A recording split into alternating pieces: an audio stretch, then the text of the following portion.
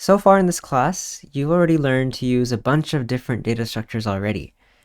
Vectors, maps, and just in this lecture, you learned a new recursive data structure called a linked list. In this section, we're going to talk about another recursive data structure that is so widely used in computer science. It's called the tree, and more specifically, a type of tree called the binary search tree. A tree in CS is like a family tree. So if you've used 23andMe or Ancestry.com before, you know that a family tree tracks your ancestors. It shows you the parent-child relationships in your family. Like this family tree for La Familia Madrigal, where you can see abuela and abuelo and their children and their children's children, a tree in CS is pretty similar in that it also establishes this parent-child relationship. Let's break down the structure of a binary search tree. So a binary search tree is often referred to as a BST for short. It's a recursive data structure that's made up of nodes. And since it's a data structure, it holds data like these integer values that you see here, and each node holds a piece of data. So we usually draw trees like you see here, where each circle or oval represents a node, and we have arrows representing the edges that connect nodes to each other. When an arrow points to another node, a parent-child relationship is established, kind of like the family tree. And if you notice, each node in this tree points to up to 2 child nodes, and that's kind of where the term binary and binary search tree comes from. Each node in a binary tree can have up to 2 child nodes, 0 children, 1 child, or 2 children. And there can either be a left child or a right child or both. At the very top of the BST is what's called the root node. The tree is a recursive data structure, which means that it's defined in terms of itself. So any node could have a left child node and a right child node, and each of those nodes also form their own subtrees, like the left subtree that you see here, or a right subtree that you see. And each of these subtrees, because this is a recursive structure, each of these subtrees are themselves also binary search trees. So you know where the term binary and binary search tree comes from. It's because nodes can have up to 2 children, a left and a right. But why is it called a search tree? So this comes from a couple rules that are specific to the BST that make search within a BST really efficient. So the rules are that every node in the left subtree holds a value that's less than the value in the root.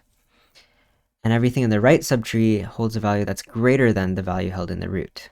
And it just so turns out that these rules make searching for an element in a BST super efficient.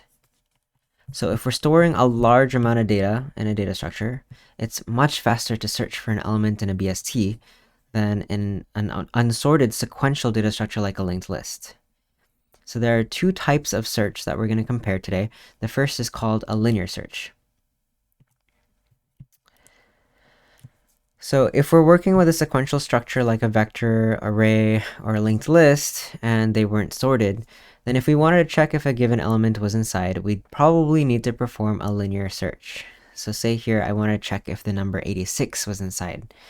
I could start at the very first element and keep checking, is this element 86?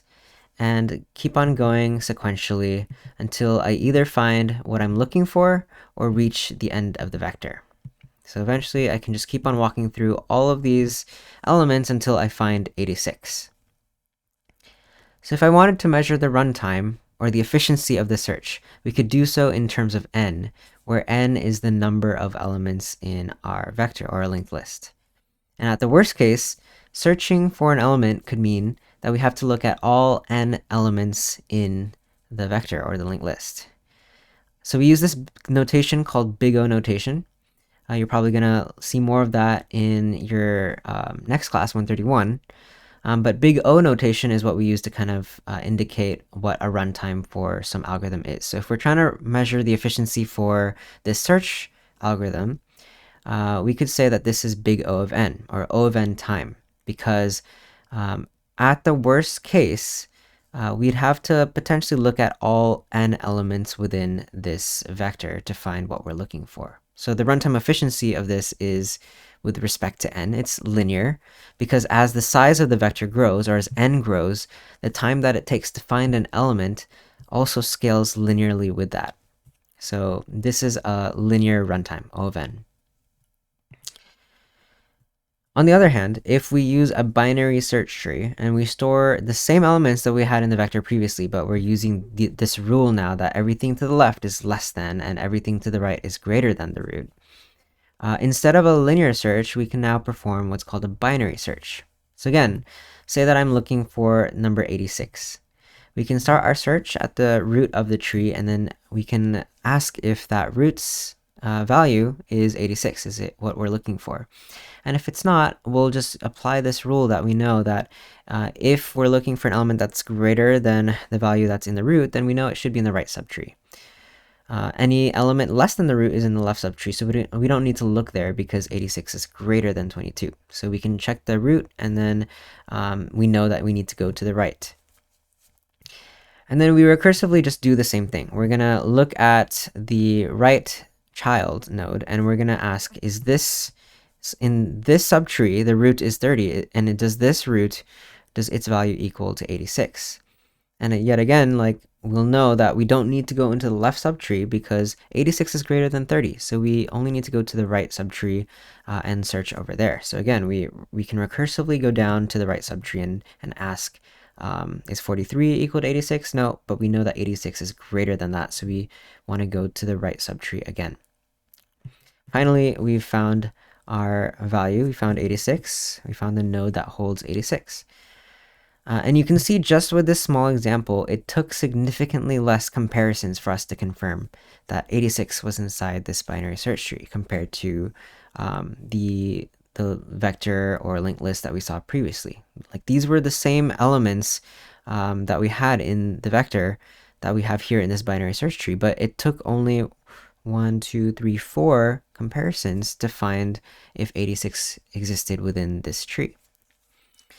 So you can kind of see that the runtime efficiency for this search might be a little bit better, right? So if we try to measure the runtime efficiency for this binary search tree of how long does it take to perform a search, where n, like before, is the number of elements in the tree, we'd see that it doesn't scale linearly with the size of the tree, but rather logarithmically. So the runtime would actually be O of log n, or specifically log base 2 of n. Because at every level, we're effectively shrinking our search space in half, because every time we decide to go to the right subtree or the left subtree, we're ignoring half of the remaining elements. So it's like, and we're deciding to go right or left, we're basically saying, oh, I don't need to look in the left subtree anymore, right? So we're ignoring half of the remaining elements at every comparison. And that's why our runtime efficiency is a much speedier logarithmic runtime. So that's an overview of BSTs, and in this week's lab, you'll have the opportunity to implement a binary search on a BST in problem 3. Problem 3 is optional, but the BST is such a core and fundamental data structure in CS, so I'd highly recommend trying it out.